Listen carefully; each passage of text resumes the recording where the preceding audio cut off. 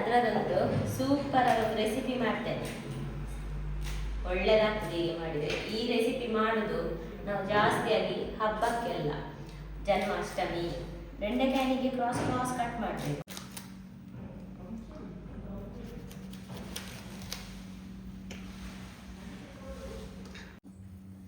ಇಲ್ಲಿ ಮಸಾಲೆಗೆ 1 ಚಮಚದಷ್ಟು ಕೊತ್ತಂಬರಿ, ಒಂದು 4 ಮೆಂತೆಯನ್ನು ಮೊದಲು ಹಾಕಬೇಕಿತ್ತು, ಆಮೇಲೆ ಕೊತ್ತಂಬರಿ ಹಾಕಬೇಕು.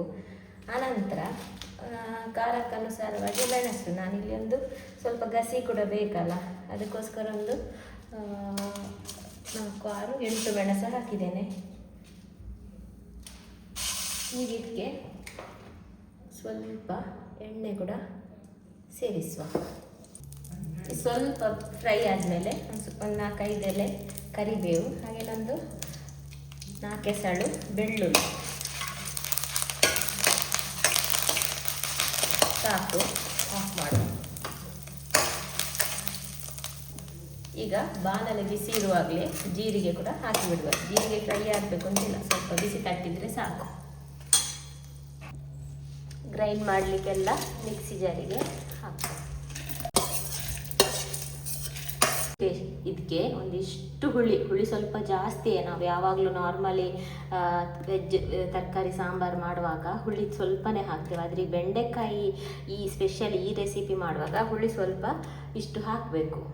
ಮತ್ತು ಬೆಂಡೆಕಾಯಿ ಒಳ್ಳೆ ಬರೋದಕ್ಕೂ ಈ ಹುಳಿ ಹಾಕಿದರೆ ಜಾಸ್ತಿ ಹಾಕಿದರೆ ಒಳ್ಳೆಯದು. ಜಾಸ್ತಿ ಅಂದರೆ ತಿನ್ನಲಿಕ್ಕೆ ಆಗದಷ್ಟು ಅಲ್ಲ, ಮುಸುಡಿ ಎಲ್ಲ ಸಿಂಡರಿಸುವಷ್ಟು ಹುಳಿ ಅಲ್ಲ, ಒಂದು ಅಂದಾಜಿಗೆ.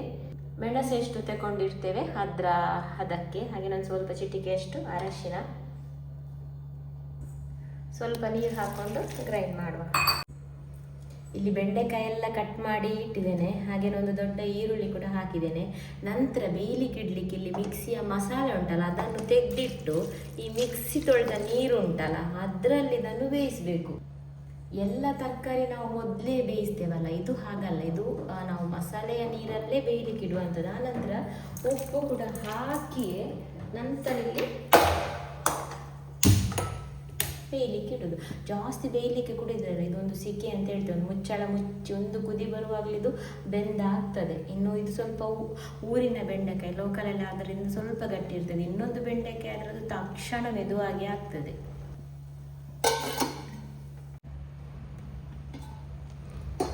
ಈಗ ನೋಡಿ ಬೆಂಡೆಕಾಯಿ ಬೆಂದಾಗಿದೆ, ನೀರು ಕೂಡ ಸ್ವಲ್ಪ ಕಡಿಮೆ ಆಗಿದೆ. ಈಗ ಗ್ರೈಂಡ್ ಮಾಡಿಟ್ಟ ಮಸಾಲೆಯನ್ನು ಸೇರಿಸಿ, ಇದನ್ನು ಜಾಸ್ತಿ ನೀರು ಕೂಡ ಮಾಡಲಿಕ್ಕಿಲ್ಲ, ಸ್ವಲ್ಪ ಗಸಿ ಇದ್ದರೆ ಒಳ್ಳೆಯದು. ಇದನ್ನು ಗಸಿಯನ್ನು ನಕ್ಕಿ ಊಟ ಮಾಡ್ಬೋದು. ಹುಳಿ ಖಾರ ಆಗಿ ಸೂಪರ್ ಆಗ್ತದೆ. ಇದನ್ನು ಮಾಡಿಟ್ಟು ಸ್ವಲ್ಪ ಹೊತ್ತಿನ ನಂತರ ತಿನ್ನಬೇಕು, ತಕ್ಷಣಕ್ಕಿಂತ. ಇಷ್ಟು ಕುದಿದ್ರೆ ಸಾಕು. ಈಗೊಂದು ಫಸ್ಟ್ ಕ್ಲಾಸ್ ಇದಕ್ಕೆ ಒಗ್ಗರಣೆ ಹಾಕಬೇಕು. ಎಣ್ಣೆ ಸ್ವಲ್ಪ ಜಾಸ್ತಿ ಹಾಕಿ, ಒಗ್ಗರಣೆಗೆ ಸಾಸಿವೆ, ಎಣ್ಣೆ ಜಾಸ್ತಿ, ಸಾಸಿವೆ, ಬೆಳ್ಳುಳ್ಳಿ ಮತ್ತು ಕರಿಬೇವು.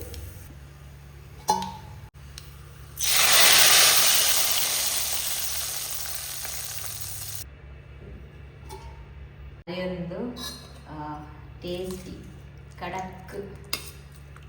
ಕಡಕ್ಕಾದ ಬೆಂಡೆಕಾಯಿ ಪುಳಿ ಮೆಂಚಿ ರೆಡಿ ಆಯಿತು.